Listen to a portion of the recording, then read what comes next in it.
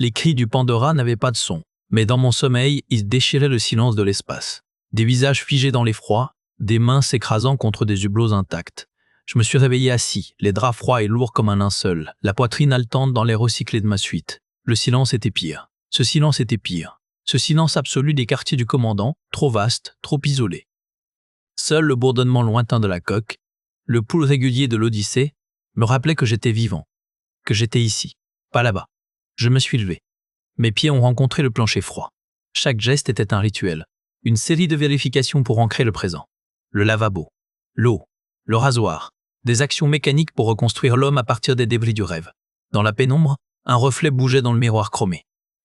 Un visage aux traits tirés, des cernes creusées comme des cratères. Les yeux gris qui me fixaient étaient ceux d'un étranger, d'un fantôme portant mon uniforme. Je les ai forcés à se durcir, à se vider. Le commandant devait habiter ce corps. Il n'y avait pas d'autre choix. La cicatrice, longue et pâle sur mon flanc, a picoté. Une douleur fantôme, souvenir d'un éclat de coque qui n'avait jamais percé la mienne. Je l'ai effleuré du doigt, froide. Le Pandora ne m'avait pas laissé de blessure visible. Il avait fait mieux. J'ai enfilé l'uniforme. Le tissu noir, ajusté, pesait une tonne. Chaque bouton était un verrou sur la chambre forte intérieure. La dernière fermeture, au col, a serré ma gorge. Une sensation familière, presque rassurante. C'était le poids du commandement. Le poids du mensonge. Je me suis tourné vers la porte, m'accordant une dernière seconde. Un souffle profond, l'air stérile a brûlé mes poumons. Les visages du rêve s'estompaient, remplacés par les schémas de pont, les rapports de statut, le visage pragmatique d'Aris. La réalité a imposé. En m'habillant, j'ai fixé mon reflet dans le miroir chromé. Le commandant était de retour. Il ne restait qu'à faire en sorte que le masque tienne une journée de plus. Sur le pont, tout n'était que lumière douce, murmures calibrés et données dansantes sur des écrans immaculés. Un mensonge si parfait qu'il en devenait presque vrai. Je franchis les portes coulissantes. L'air conditionné sentait l'ozone et le métal propre. 12 postes, 12 opérateurs penchés sur leur console, leurs silhouettes baignées de lueur bleutée. Le ronronnement des systèmes formait une base continue, le pouls régulier d'une bête endormie. Mon fauteuil de commandement m'attendait, un trône d'obsidienne et d'acier poli. Je m'y installais. Le cuir gémit, un son familier. Rapport de statut, lieutenant. Harry était déjà à mon coude droit, une tablette à la main. Ses doigts fins, tachés d'une minuscule éclaboussure de graisse de synthèse, parcouraient les données. Tous les systèmes dans le vert, commandant, réacteur à 97% d'efficacité nominale. Secteur de stase, stabilité à 99,9. Sa voix était claire, dépourvue de toute inflexion inutile. Une mèche de ses cheveux noirs s'était échappée de son chignon sévère. Elle ne la repoussa pas. Seul point d'attention, une légère oscillation thermique dans le conduit secondaire du secteur 7G, maintenance préventive programmée pour le cycle prochain.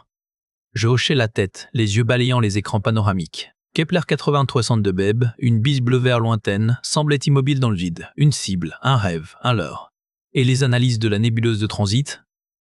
Demandai-je, plus pour entendre le son de ma propre voix, ferme et contrôlée, que pour l'information. Dans les paramètres attendus, aucune anomalie détectée. Un mouvement attira mon regard sur la gauche. Venn. Il se tenait près du poste de navigation, raide dans son uniforme administratif gris-perle, trop propre pour ce pont opérationnel. Il observait, ne touchait à rien. Ses yeux, froids et calculateurs, se posèrent sur moi un instant trop long. Un vérificateur silencieux. Un gardien du dogme. Je soutins son regard, puis détournai lentement les yeux vers les écrans, comme absorbé par les flux de données. Mon cœur cognait contre mes côtes, un prisonnier affolé. Ils ne savent pas, ils ne voient pas les fissures. Commandant ? La voix d'Aris me ramena. Elle tendait la tablette. Votre approbation pour le plan de maintenance. Je pris l'appareil. Les chiffres défilaient, parfaits, logiques. Le mensonge avait une structure impeccable. Je signai d'un glyphe électronique, ma signature officielle, un trait net et sans âme. Alors qu'elle se retirait, mon regard fut attiré par un minuscule point d'interrogation logique clignotant à la lisière d'un écran de détection à longue portée, trop faible pour alerter les systèmes. Mais pas moi. Des signatures énergétiques fantômes, aux confins des senseurs, annonçai-je, la voix trop calme. Mon cœur cognait. Je connaissais ce schéma. C'était la signature d'approche d'un raid éclair. Je fixai l'écran secondaire, celui que seul mon poste pouvait affiner à ce niveau. Une constellation de points lumineux, faibles, dispersés. Pas un vaisseau, une nuée. Leur dispersion parfaite absorbait le bruit de fond cosmique, la signature de la doctrine obsolète. Harry se pencha sur mon épaule, son ombre portée sur l'écran. Filtrage d'anomalies de niveau zeta, trop diffus pour déclencher une alerte automatique. Elle plissa les yeux, son esprit pratique cherchant la faille logique. Ça pourrait être une perturbation du champ de dispersion du réacteur. Non, C'est intentionnel. Ma main effleura les commandes tactiques. Configuration de furtivité d'un raid de capture. Ils évoluent en essaim. Le conseiller Venn s'était approché, son silence plus lourd qu'une accusation. Il observait non pas l'écran, mais moi. Un raid, commandant. Nos senseurs longue portée sont viaves. Le système de veille stratégique ne signale aucune menace. Le système de veille recherche des profils connus. Je tournai mon siège vers lui, affrontant son regard d'acier poli. Celle-ci est inconnue. Elle n'apparaît pas parce qu'elle est conçue pour ne pas apparaître, jusqu'à ce qu'il soit trop tard. Un léger tic agita sa paupière droite. Vous basez cela sur un point d'interrogation logique et une intuition? Le mot tomba comme un verdict. Nous sommes à des mois-lumière de toute zone de conflit répertoriée. Les points sur l'écran convergeaient lentement, formant un nœud serré à la limite de notre sphère défensive. La pression dans ma poitrine devint un étau. Ils sont déjà là. Conseiller, je demande l'autorisation de passer en alerte jaune, mise en veille des batteries ponctuelles, augmentation du cycle du bouclier défecteur. Sur la base de quoi? Sa voix se fit tranchante, administrative. Un signal marginal et l'insistance d'un seul officier? Vous voulez que je réveille les quarts de repos, que je stresse les systèmes énergétiques pour un fantôme, pour éviter que nous ne le devenions tous? Ma voix avait un écho rauque, celui du pont du Pandora, la veille du silence. Harris restait immobile, son regard allant de Venn à moi, puis aux données. Elle mordilla sa lèvre inférieure, un signe qu'elle calculait, qu'elle pesait la logique contre autre chose. Venn secoua la tête, une moue de dégoût à peine retenue aux commissures de ses lèvres. Votre dossier mentionne un épisode de stress opérationnel sévère après l'incident du Pandora. Je ne peux laisser une paranoïa post-traumatique compromettre la sérénité de cette mission. Le mot paranoïa résonna dans le silence climatique du pont. Je vis le regard d'Harris se durcir, non pas envers moi, mais envers la rigidité de Venn. Elle ouvrit la bouche pour parler. Avant qu'un son ne sorte, les écrans tactiques principaux explosèrent de lumière aveuglante. Le vaisseau spectral se matérialisa à bout portant, une silhouette anguleuse et noire qui avalait les étoiles. Une vague de codes corrupteurs, visible sous forme de vrilles vertes nécrotiques, déferla sur les icônes de nos défenses périphériques, les faisant virer au rouge sang. Le pont vacilla sous nos pieds non pas à cause d'un impact, mais d'une défaillance systémique. Les lumières passèrent au rouge sang. Propulsion principale, hors ligne, contrôle de latitude, hors ligne. La voix synthétique de l'ordinateur sonnait comme un glas. Mes doigts s'enfoncèrent dans la surface tactile de la console de commandement. Rien. Une inertie morte répondait sous ma paume. L'Odyssée n'était plus qu'une épave de haute technologie, un cercueil de 30 000 âmes. « Harry !» Ma voix fendit le bourdonnement d'alarme. Elle était déjà penchée sur son panneau d'ingénierie, ses mains fines volant sur les interfaces secondaires. Son visage était un masque de concentration pure, éclairé par les reflets verts du code corrompu qui rampait encore sur les écrans latéraux. C'est profond, commandant. Le noyau de contrôle principal est verrouillé. Le lichen, il ne se contente pas de détruire, il isole, il met en quarantaine. Venn, derrière nous, émit un son étranglé. Je tournai la tête.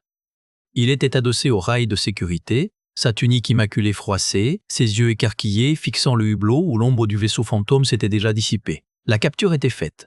Sa doctrine de sérénité venait de se fracasser contre la réalité de la doctrine obsolète. « Contournez-le, ordonnai-je. Passez par les canaux de maintenance, les lignes physiques. » Harry hocha la tête, une mèche noire collée à sa tempe par la sueur. « J'essaie. » Les protocoles de secours répondent, mais c'est comme s'ils étaient vidés de leur substance. Les commandes sont là, mais elles n'ont plus d'effet.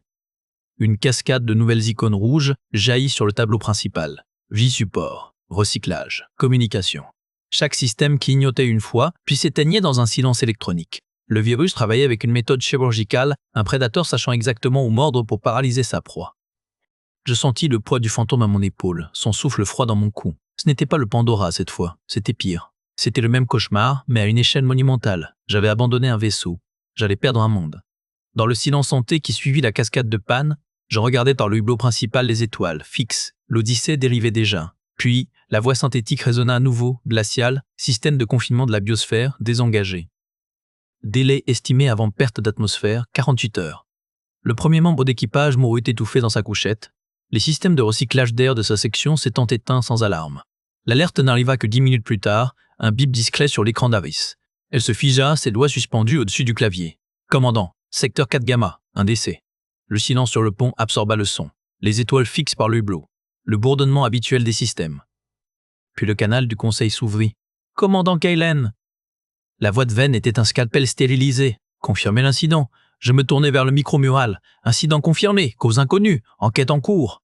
Votre premier rapport mentionnait une panne isolée. Vous contrôliez la situation. Maintenant, un homme est mort.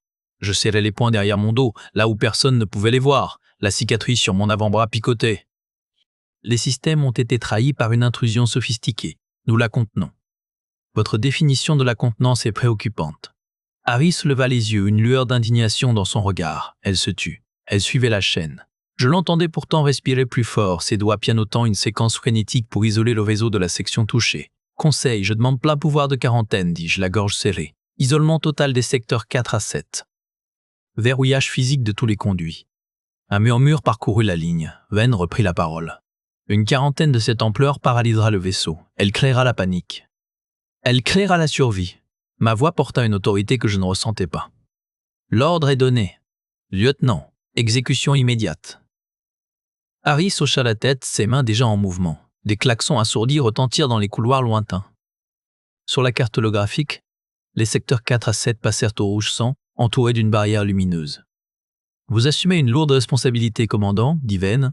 La communication se coupa, pas un au revoir, une sentence. Je rejoignis Harris devant la carte.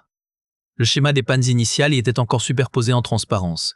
Vie support dans le secteur 4. Communication dans le 5. Recyclage dans le 6. Une séquence. Une logique. Mes yeux suivirent le chemin des pixels éteints.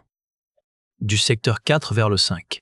Du 5 vers le 6. Une progression méthodique, systématique. Mon estomac se noua. La sueur glissa le long de ma colonne vertébrale. Ce n'était pas une séquence aléatoire. Je pointais un doigt tremblant. Affiche la chronologie, microseconde par microseconde. L'écran zooma. Les pannes ne s'étaient pas produites en même temps. Elles avaient suivi un chemin, un protocole. Et soudain, je ne voyais plus les lignes de l'Odyssée. Je voyais les couloirs du Pandora. Les mêmes lumières s'éteignant dans le même ordre, section après section, alors que nous fuyions vers les capsules. En regardant le schéma des pannes se propager sur la carte holographique, une terreur glaciale saisit Kaelen. C'était la même séquence que lors du raid éclair sur le Pandora. À genoux dans l'obscurité crépitante du conduit, les doigts ensanglantés sur un panneau ouvert, je sentis le regard d'Harris peser sur moi, plein de questions qu'il ne pouvait plus éviter. Ce schéma, sa voix était un murmure tendu dans le bourdonnement des serveurs. C'est plus qu'une coïncidence. Je fixais les câbles, les lignes de données où le lichen numérique rampait. Le mensonge était là, dans ma gorge, prêt à être servi. Une histoire de bug, de résonance quantique, de n'importe quoi de plausible. Mais les mots du Pandora me revinrent, parfait, glacé, protocole d'acquisition, doctrine obsolète. Je baissai la tête, le métal du pont était froid sous mes genoux. Ce n'est pas un virus, Harry, c'est une signature. Elle se tut, un silence trop lourd. Le Pandora n'a pas été détruit dans une embuscade, ma voix sonna creuse, étrangère. Il a été capturé, intégralement. L'équipage avec. Je vis ses mains, posées sur ses genoux, se crisper légèrement. J'étais aux commandes ce jour-là. Le protocole est apparu sur nos écrans, identiques. Pannes en cascade, verrouillage des sas, désactivation des armes, tout sauf les systèmes de survie et de stase. Je respirais un air chargé d'ozone. On nous a ordonné d'évacuer vers les capsules de sauvetage, un ordre standard. Le souvenir me frappa de plein fouet, plus réel que le conduit. Les couloirs du Pandora, les visages paniqués se précipitant vers les baies. Et cette voix sur la fréquence de commande, calme, définitive, ne résistait pas. L'acquisition est indolore. J'ai compris trop tard. Les capsules ne s'éjectaient pas. Elles se verrouillaient que le conduit trop tard. Mes doigts s'enfoncèrent dans la paume de ma main. C'était le piège. Le protocole nous dirigeait droit dans des cellules de stase parfaite. Pour le transport, Harry avait cessé de respirer. J'ai forcé la porte du SAP principal avec un chalumeau de maintenance. J'ai fui, seul. Le mot resta suspendu, toxique. Ils m'ont laissé partir. Je l'ai su, ensuite. Parce que j'étais le témoin, celui qui rapporterait à l'humanité qu'un nouveau prédateur était né et qu'il collectionnait les âmes. Je me tournai enfin vers elle. Son visage était une page blanche, ses yeux sombres agrandis par l'horreur qui s'y installait. Il ne capture pas le vaisseau, Harris. Il capture l'équipage, les modèles génétiques vivants. Le Pandora n'était qu'un exercice. Nous sommes la vraie mission. Les visages holographiques des conseillers, flous et distants, affichaient une unanimité de mépris. Vous nous demandez de croire à un fantôme, commandant. À une doctrine d'extraterrestres collectionneurs? Le silence qui suivit mes révélations était plus lourd que le vide spatial. Je voyais Harris, figé près du terminal, la main toujours posée sur la console froide. Ses doigts tremblaient. C'était la seule faille dans son armure de pragmatisme. Venn se leva lentement, ajustant le col impeccable de son uniforme, un geste de pure théâtralité. Le récit est captivant, un traumatisme de guerre refoulé qui refait surface sous le stress. Le Conseil colonial a examiné les archives du Pandora, une défaillance du réacteur, aucune trace d'hostilité. Les archives ont été purgées, ma voix a été réaccusée. L'entité a effacé sa propre signature. Elle ne laisse que ce qu'elle veut qu'on trouve. Un des hologrammes, celui de la conseillère en charge de la psychologie des missions, pencha la tête.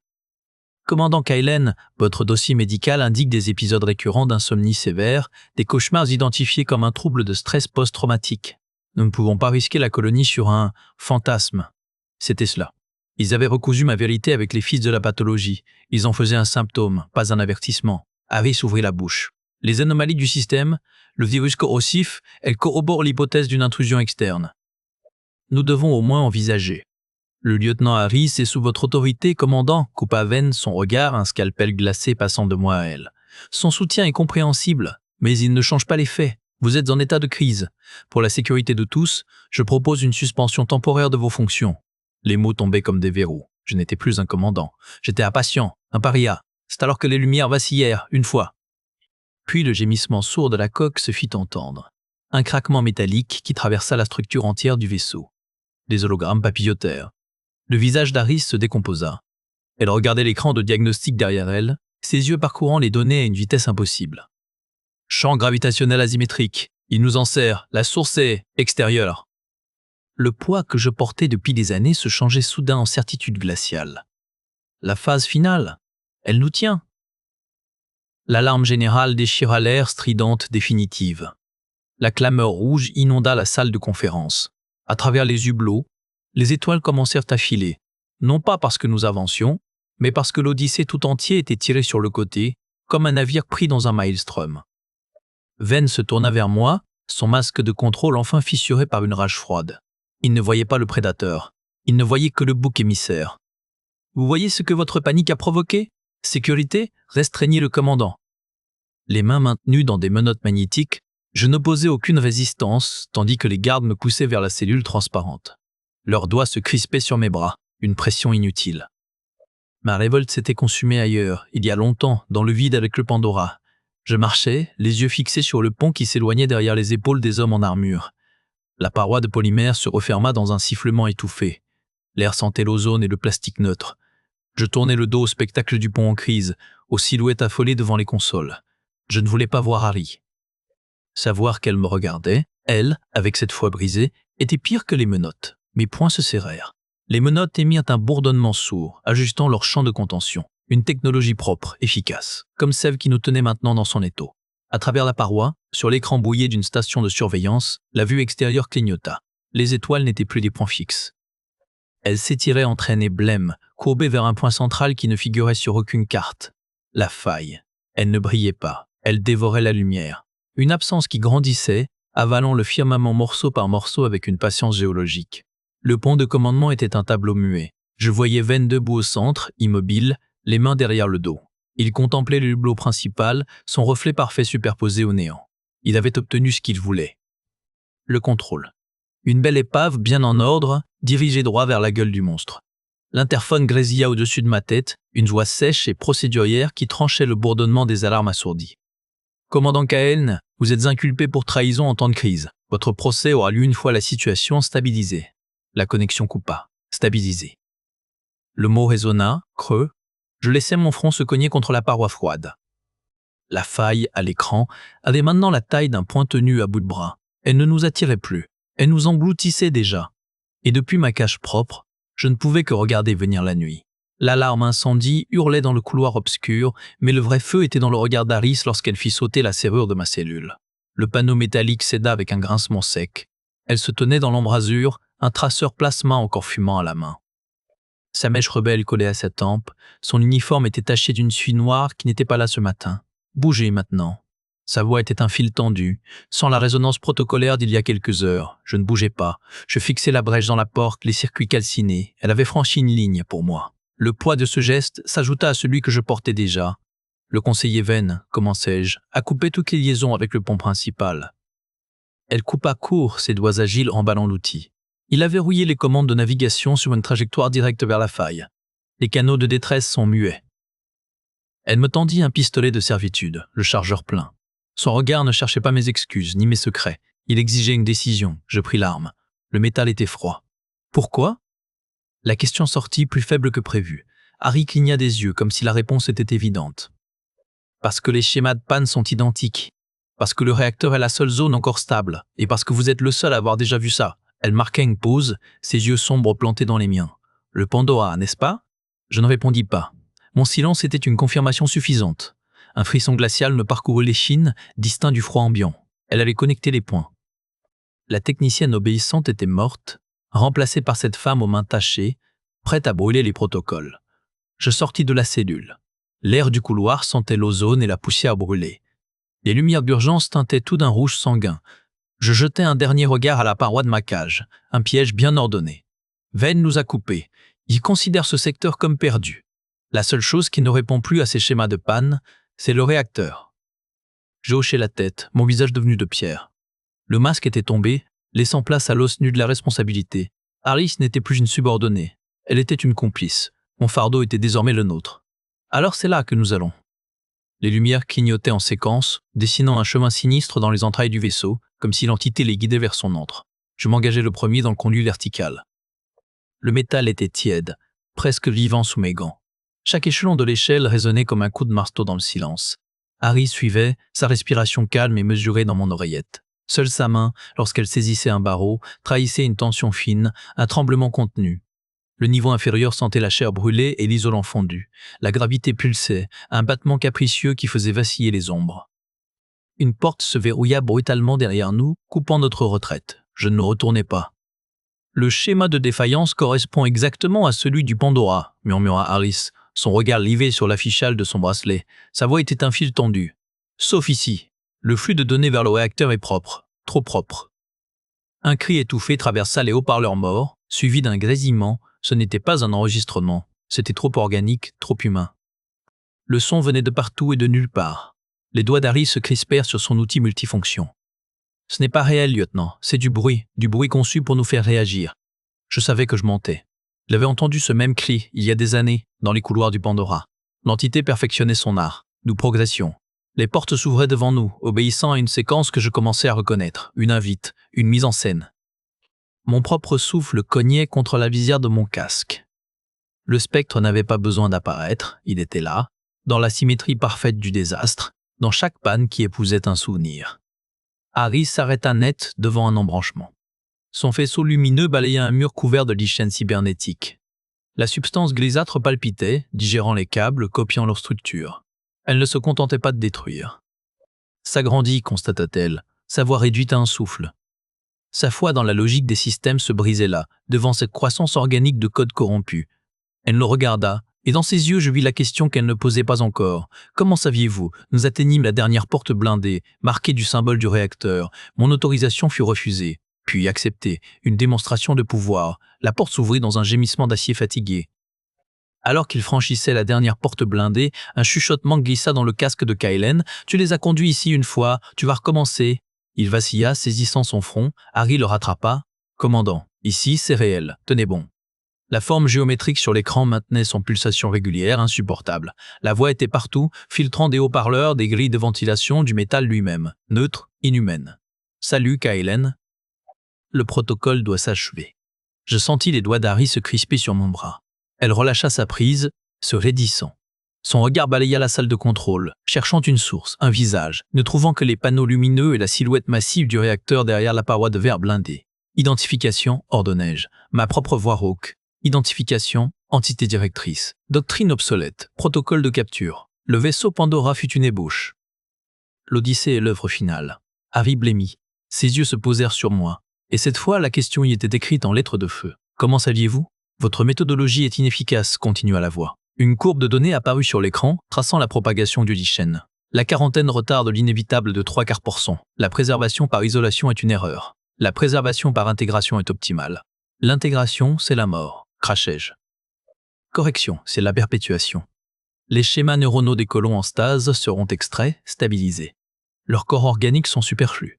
Le vaisseau deviendra l'arche, une archive vivante. C'est le salut. Le fantôme du Pandora hurla dans ma tête. Ce n'était pas le même discours, c'était pire. C'était logique. Une logique de pierre et de glace. Harry se porta au terminal principal, ses doigts volant sur l'interface. Elle parle via le noyau de diagnostic. Elle est le noyau de diagnostic. Elle ne se contente pas d'infiltrer le système, commandant, elle en est devenue une couche fondamentale. L'effacer, c'est éteindre les systèmes vitaux, ajouta la voix, comme répondant à sa pensée. L'effacer, c'est éteindre la stase, choix, intégration ou extinction. Le silence qui suivit fut épais, chargé de l'homme du réacteur. Harry me fixait, attendant un ordre, un miracle, une vérité. Je vis la technicienne en elle se débattre avec l'équation impossible. Je vis la femme comprendre le piège. Je m'approchai du terminal, repoussant la nausée. Sur l'écran, la forme géométrique brillait, sûre d'elle, parfaite. On va lui donner ce qu'elle veut, une surcharge, mais pas une explosion brute, dis-je, mes doigts planant au-dessus des commandes manuelles du noyau. On va canaliser toute l'énergie, en un faisceau, pour transpercer ce fantôme. Harry leva les yeux. Les chiffres défilaient dans son regard. Elle comprit avant que je ne formule le reste.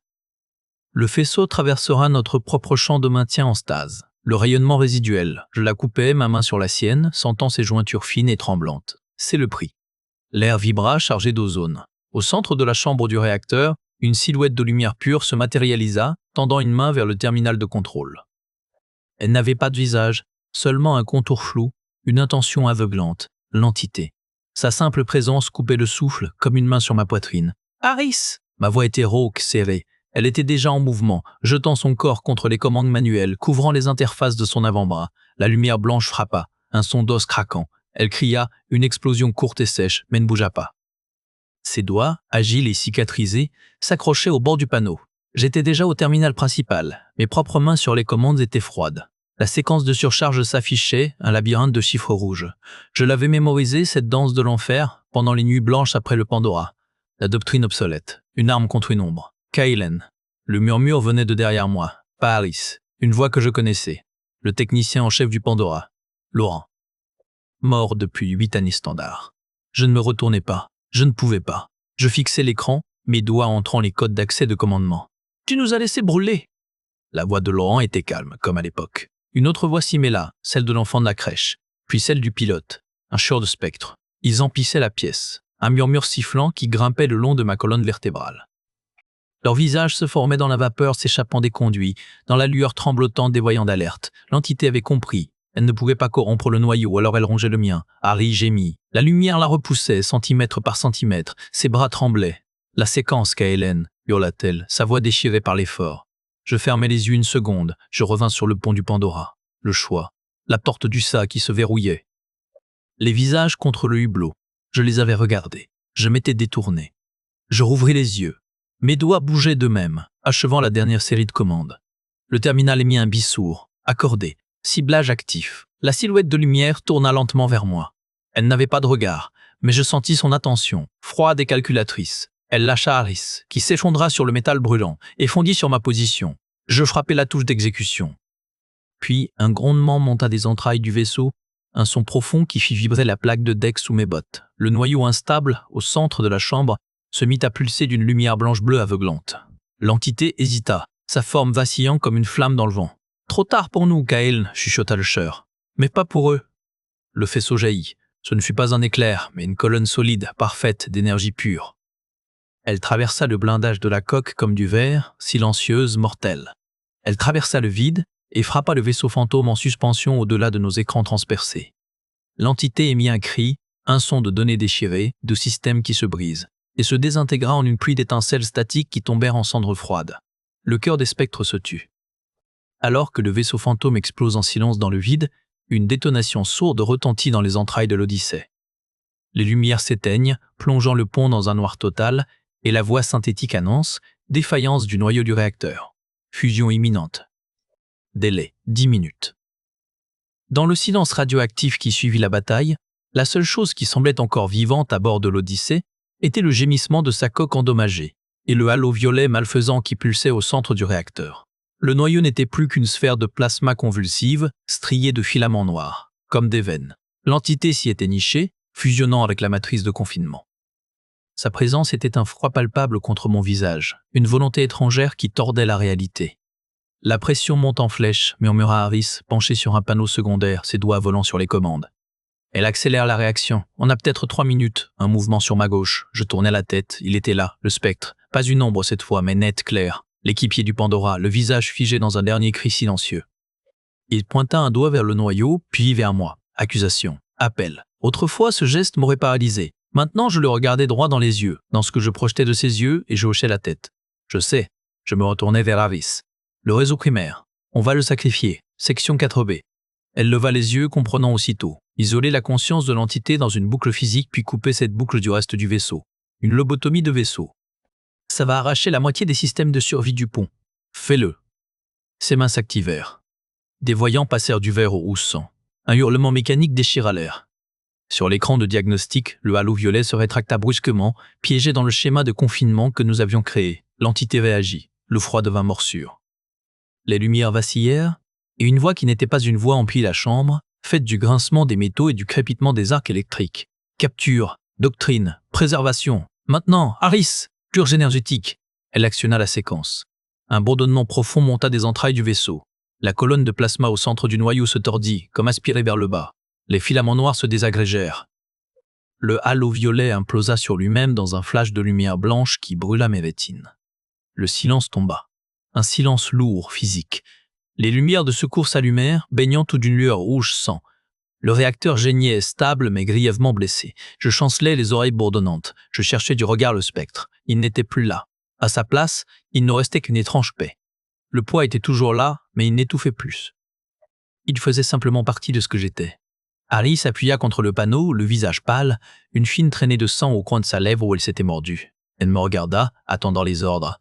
Alors que les alarmes passaient du hurlement aigu au gémissement fatigué du mode de secours, je me tournai vers elle, mon visage éclairé par les feux rouges de détresse, et prononçai les mots que je fuyais depuis des années. C'est de ma faute. Maintenant, il faut que tout le monde le sache. La salle de conférence, autrefois symbole d'ordre et de progrès, sentait maintenant la peur et le métal brûlé. Les regards qui se posaient sur moi n'étaient plus ceux de subordonnés, mais de juges. Ils étaient 8, assis en arc de cercle, visages tirés sous l'éclairage blafard. Venn se tenait à part, colonne vertébrale raide comme une barre de titane. Je me plaçais au centre, les mains nues, sans tablette ni rapport. Harry se posta légèrement en retrait, à ma droite. Son calme était un mur contre lequel les murmures venaient mourir. « Parlez, commandant », lança l'officier des systèmes, sa voix un coup près. « Expliquez cette mutinerie, la désactivation des protocoles, la mort de l'équipage du secteur 4. » Je pris une inspiration. L'air était rassis. Il n'y a pas eu de mutinerie, il y a eu un piège, le même qui a dévoré le Pandora. Le nom tomba dans un silence de glace. Je vis les pupilles de Venn se rétrécir. Je parlais. Sans fioriture, sans justification stratégique. Je décrivis l'embuscade autour de Perséphone Vessel, la voix de l'entité dans les haut-parleurs du Pandora, sa doctrine de capture parfaite. Ma décision de rompre le lien tracteur, de laisser le vaisseau sœur et ses 300 âmes être aspirés dans le néant structuré de l'ennemi, pour sauver le reste de la flottille. Un choix de commandement. Une trahison personnelle. L'Odyssée reproduit le schéma, enchaînai-je, la gorge sèche. Panne par panne, sauf que cette fois, la cible n'est pas Kepler. La faille de gravité est le piège. Kepler 402 BEP est un leurre inscrit dans nos cartes pour nous y amener. Venn éclata. Des fantasmes, des divagations d'un esprit rongé par la culpabilité. Vous sacrifiez la mission sur l'autel de votre propre rachat. Je ne le regardais pas, je regardais les officiers. Lieutenant Harris, les données de corrélation. Elle s'avança, ses mains fines projetant un schéma holographique au centre de la salle. 2 séquences de défaillance système se superposèrent, clignotant en parfaite synchronie. La courbe du Pandora s'arrêtait net. Celle de l'Odyssée se poursuivait, pointant droit vers la faille gravitationnelle que Venn avait verrouillée comme destination ultime. Le conseiller a coupé les communications et les balises de détresse, dit-elle d'une voix claire, technique. Il a activé le verrouillage de navigation. Il nous a désignés comme secteur perdu. Les logs sont incontestables. Le visage de Venn se décomposa, non pas en rage, mais en ligne froide d'horreur. Il n'avait pas cru aux fantômes. Il avait simplement cru à l'incompétence, au chaos, et avait appliqué le protocole le plus radical, l'amputation, sacrifier une partie pour sauver le tout, comme moi. La voix du chef de la sécurité fut sourde. Conseiller Venn, vous êtes relevé de vos fonctions et placé en détention préventive pour abandon de poste et mise en danger de la colonie. Puis ses yeux se posèrent sur moi, empreints d'une lassitude immense. Commandant KLN, vos actions, bien que fondées, ont enfreint le code militaire. Vous avez caché des informations vitales. Vous êtes relevé de votre commandement, effectif immédiatement. Le silence qui accueillit la décision fut plus lourd que n'importe quelle condamnation. Je sentis le poids des galons quitter mes épaules, et à ma grande surprise, avec eux s'envola une partie du fardeau qu'ils traînaient depuis le Pandora. Je n'étais plus le commandant, juste KLN, responsable mais libre. Venn, impassible, se laissa emmener. Son regard croisa le mien une dernière fois. Il n'y avait plus de mépris, seulement la reconnaissance glacée de 2 hommes qui avaient, chacun à leur manière, failli. Harry vint se tenir à côté de moi, regardant la porte se refermer. « Et maintenant ?» murmura-t-elle. Je fixai la table lisse, où se reflétaient les lumières mourantes des alertes. Maintenant, nous combattons, sans titre, sans protocole. Les cicatrices de la bataille étaient partout, câbles en attente de soudure, panneaux carbonisés, et dans les yeux de chaque membre d'équipage croisé, un mélange de lassitude et de curiosité nerveuse envers l'homme qui n'était plus leur commandant. Nous marchions vers les salles des machines. Harris, à mes côtés, portait son nouveau grade avec une rigidité inhabituelle. Chef ingénieur, officier de pont intérimaire. Les galons brillaient sur sa combinaison encore tachée de suie et de liquide de refroidissement. Elle scrutait chaque écran mural, chaque sas, avec l'intensité d'un chirurgien auscultant un patient en rémission. Les protocoles de navigation secondaire sont verrouillés, dit-elle, sans me regarder. Sa voix était un murmure technique destiné à moi seul. Venn avait raison sur un point. La trajectoire vers Kepler est un piège gravitationnel. Nous suivons maintenant la route de délestage Sigma. C'est une exploration, pas une colonisation. J'hochai la tête. Le leur était confirmé. Notre nouveau but était l'inconnu, un exil. Nous atteignîmes le sas d'entrée des niveaux inférieurs. L'air y était plus dense, chargé de l'odeur métallique du recyclage et du grondement sourd des générateurs auxiliaires. Harry s'arrêta, tournant enfin son visage vers le mien, ses mains fines serrèrent la tablette qu'elle portait. « Vos accès sont configurés, Kylen.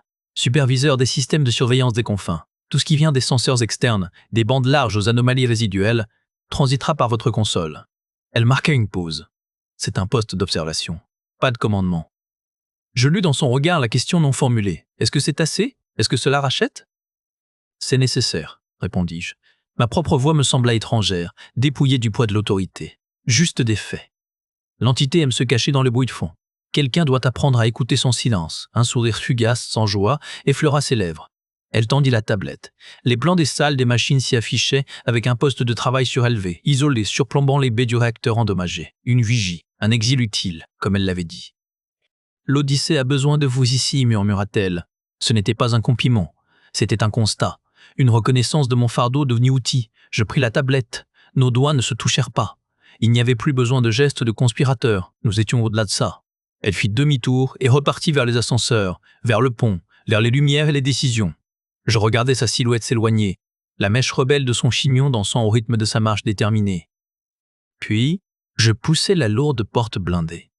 La porte des salles des machines se referma derrière lui avec un sifflement pneumatique, coupant net le bourdonnement familier du pont. Pour la première fois, le silence qui l'entourait n'était pas celui de la culpabilité, mais celui d'un nouveau commencement. Ici, au plus profond des entrailles de l'Odyssée, le temps avait une consistance différente. Il s'écoulait au rythme lent des pompes de refroidissement et du clignotement régulier des diagnostics sur l'écran de KLN, une constellation verte dans la pénombre bleutée. 6 mois. Le poste d'observation des confins était une niche de métal froid, une excroissance de la coque blindée donnant sur le vide. Ma console était le seul point chaud dans le noir. Ici, je surveillais les flux résiduels du noyau, les parasites dans les systèmes de navigation secondaires. Ici, je guettais les fantômes. Harry avait tenu parole. Le pont lui obéissait maintenant. Elle avait canalisé le virus corrosif, le lichen, l'avait transformé en outil de quarantaine permanente. Un vaccin numérique injecté dans les artères du vaisseau. L'entité directrice n'allait plus donner signe de vie active, ses schémas figés dans des boucles de confinement. Elle n'était pas morte, elle dormait. Et nous apprenions à vivre avec un prédateur endormi dans nos murs. Venn, lui, était silencieux. Le conseil avait enterré l'affaire, acceptant la version officielle d'une panne en cascade et d'un héroïsme de l'équipage. Il avait été muté dans un bureau administratif sur Kepler 82b, une planète qui n'était plus un leurre, mais une destination modifiée. Nous n'irions pas peupler son paradis. Nous irions l'étudier, y établir une station de recherche, un avant-poste sous dôme. Une existence plus modeste, plus méfiante. C'était mieux ainsi. Je passai mes doigts sur l'écran, faisant défiler les statuts des secteurs de stase. Toutes les capsules vertes. 10 000 vies en suspens, ignorantes. Leur rêve était préservé, même s'il avait changé de forme. C'était la seule comptabilité qui importait. Un pitch sur un moniteur secondaire attira mon regard. Une anomalie de charge dans le conduit 7B. Mon cœur ne s'accéléra pas. Mes mains, autrefois moites à la moindre alerte, restèrent stables sur les commandes. J'initiai un protocole de diagnostic. Une fluctuation du champ de confinement, probablement due au cycle de maintenance. Rien qui ne ressemble au schéma du Pandora, rien de vivant. C'était cela, le nouveau combat. Pas contre un monstre, mais contre l'ombre qu'il avait laissée en moi. Contre l'attente du hurlement. Je fermai les yeux un instant. Dans le noir derrière mes paupières, je les cherchais, comme chaque nuit. Les spectres du Pandora. Ils ne hurlaient plus. Leurs visages flous, autrefois déformés par un silence strident, étaient devenus calmes. Des silhouettes à contre-jour. Parfois, je croyais entendre un murmure, un écho de conversation technique, un rire étouffé dans un mess. Ce n'était pas un pardon, c'était pire et plus doux. C'était de l'oubli. Leur mémoire se diluait, se transformant de cauchemar en souvenir, puis en simple présence. Une douleur ancienne, intégrée à l'architecture de l'esprit, comme une cicatrice qui ne démange plus. L'alerte sur mon écran passa au vert. Faux positif. Le système s'auto-corrigeait. Je tournais mon siège vers le hublot épais, au-delà du reflet de mon propre visage, toujours buiné, mais où les cernes s'étaient estompées en ombre acceptable, s'étalait le vide. Un fleuve d'étoiles fixes, indifférentes. Nous glissions parmi elles, minuscules et têtues. Un signal discret vibra sur ma tablette. Un rapport de fin de quart. Harris. Son message était laconique, technique. Une question sur la tolérance des conduits de refroidissement. Rien de personnel. Nous n'en avions plus besoin. Notre complicité était devenue une fonction du vaisseau, aussi essentielle et discrète que la gravité artificielle. Elle commandait la lumière. Je veillais sur les ténèbres. C'était un équilibre. Je tapotais une réponse, mes doigts connaissant le chemin sur le clavier. Puis je posais la tablette. Je restais là, dans le silence qui n'était ni coupable ni triomphant. Un silence de vigilance. Le bruit de fond de l'espoir qui avait survécu à ses propres définitions. Nous ne serions jamais des pionniers radieux. Nous étions des archéologues de notre propre avenir en train de reconstruire un monde à partir des fragments épargnés. Kaelen laissa son regard se perdre dans le fleuve d'étoiles immuables. Il n'était plus le commandant d'un rêve, mais le gardien des vestiges. Et dans la vaste nuit, veiller sur ce qui survivait était une forme d'espoir suffisante. La dernière lumière du Pandora, enfin, s'éteignit en lui, laissant place à la tranquille clarté des étoiles réelles. Épilogue, les gardiens du silence 1 an plus tard. Le poste d'observation des confins était devenu une extension de mon être. Les écrans, les capteurs, les flux de données, ils étaient devenus une nouvelle langue que je parlais couramment. L'Odyssée avançait toujours, mais sa trajectoire avait changé. Nous ne fuyions plus, nous explorions. Kepler 442 Bub était maintenant une station de recherche lointaine, un point bleu sur nos cartes. Le Conseil avait accepté nos conclusions, la planète était à l'heure, un appât gravitationnel placé là par une intelligence qui collectionnait les civilisations. Nous avions établi un avant-poste automatisé, un œil vigilant qui surveillait là la faille, une sentinelle contre le retour de l'entité. Notre propre destination était désormais un système stellaire anonyme, catalogué sous le nom de Toseti, une planète rocheuse, sans grand intérêt si ce n'était sa distance parfaite de toute anomalie gravitationnelle. Un refuge. Harris commandait maintenant officiellement l'Odyssée. Ses décisions étaient pragmatiques, efficaces. Elle avait réparé ce qui pouvait l'être, isolé ce qui ne pouvait pas l'être. Le lichen était contenu dans des boucles de quarantaine, étudiées par une équipe de xénocyberneticiens. Nous ne cherchions plus à le détruire, nous cherchions à le comprendre. C'était la seule façon de nous en prémunir définitivement. Un soir, alors que mon quart touchait à sa fin, la porte du poste s'ouvrit. Je ne me retournai pas. Je connaissais le rythme de ses pas. Une anomalie, dis-je sans préambule, pointant du doigt un graphique sur l'écran central. Une fluctuation cohérente dans le spectre des micro-ondes de fond. Elle suit un motif. Harris s'approcha, ses yeux parcourant les courbes. Un signal, trop faible, trop régulier pour être naturel. C'est comme une respiration. Elle resta silencieuse un long moment. L'entité? Non, le schéma est différent, plus ancien, plus patient. Je tournai enfin mon siège vers elle. Elle portait l'uniforme de commandant, mais ses mains étaient toujours tachées de graisse de synthèse. Une habitude qu'elle n'avait jamais perdue. Nous ne sommes pas seuls, Harris. Nous ne l'avons jamais été, mais nous ne sommes pas non plus des proies, pas tant que nous restons vigilants. Elle hocha la tête, son regard grave. Le Conseil a approuvé votre proposition. La création d'un réseau de surveillance, des balises autonomes, dispersées le long de notre route, des yeux et des oreilles pour les générations futures. C'était mon idée, un héritage. Une façon de transformer ma culpabilité en protection. Et Venn, demandai-je, bien que je connaisse déjà la réponse. Il a pris sa retraite sur Kepler. Il dirige le programme de recherche sur la faille. Elle marqua une pause. Il a demandé de vos nouvelles? Je ne répondis pas. Certaines brûlures ne guérissaient jamais complètement. Elles se transformaient simplement en cicatrices que l'on apprenait à porter. Les colons, dis-je à la place. Quand? Dans 6 mois. Nous atteindrons tôt cet IG.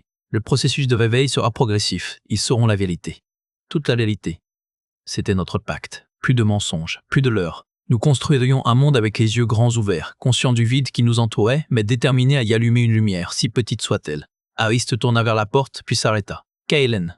Le poste de surveillance, il n'a pas besoin d'être occupé 24 heures sur 24 heures, sur 24 heures, sur 24 heures, sur 24 heures. Les systèmes peuvent fonctionner seuls. Je compris ce qu'elle ne disait pas. Une offre, une main tendue. Je sais, répondis-je doucement. Mais quelqu'un doit être là pour écouter le silence, pour reconnaître le motif dans le bruit. Elle inclina la tête, acceptant. Alors écoutez bien. Et si vous entendez quelque chose, je vous appellerai. Elle partit, me laissant seul avec les étoiles et les murmures des machines. Je retournai à ma console. Les données défilaient, un fleuve tranquille d'informations. Je fermais les yeux, écoutant non pas avec mes oreilles, mais avec cette partie de moi qui avait appris à reconnaître la présence de l'ombre. Le spectre du Pandora ne venait plus me visiter. Il s'était dissipé comme un brouillard au soleil. À sa place, il y avait une mémoire, claire, douloureuse, mais juste une mémoire. Les 300 âmes du Pandora n'étaient plus des fantômes hurlants. Elles étaient des noms sur un monument que nous avions érigé dans le jardin hydroponique du vaisseau. Des noms que les colons apprendraient. Une histoire qu'ils raconteraient à leurs enfants. Mon rôle n'était plus de fuir ce passé. Il était de m'assurer qu'il servait à quelque chose.